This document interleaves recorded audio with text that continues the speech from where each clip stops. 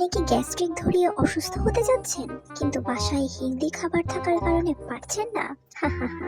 তাহলে এই ভিডিওটা আপনারই জন্য। সুন্দর মতন আলু আর ডিম দিয়ে আপনারা হেলদি ভাবে অসুস্থ হতে পারবেন, গ্যাস্ট্রিক ধরাতে পারবেন।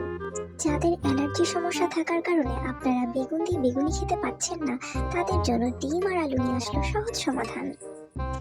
ডিম অত্যন্ত গুরুত্বপূর্ণ একটা খাবার, দেখতে অনেক কিউট। ব্যাচেলারদের জন্য ডিম আর আলুর বিকল্প আর আসলে কিছুই হয় না। ডিমকে আপনারা অ্যাভোকাডো ভেবেও খেতে পারেন। আমরা ডিমকে গরিবের অ্যাভোকাডো বলতে পারি। ডিম দিয়ে কত কিছু হয়, তাহলে ডিম দিয়ে এরকম ভাবে গ্যাস্ট্রিক বা অসুস্থ ধরাবো না কেন?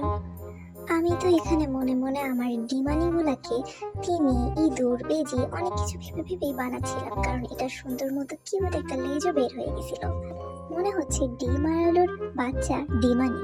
এরপরে চলে আসলাম আলু ভাজাভাজির কাজে। শুধু ডিম আর আলুতে পোষাচ্ছিল না, তাই জন্য ভাবলাম আলুকে কিচি কিচি করে কেটে একটু যদি আরো বেশি অসুস্থ হওয়া যায়। তাই অসুস্থ হতে চাইলে লাগাতার কয়েকদিন এগুলো খেয়ে দেখবেন, অসুস্থ কনফার্ম।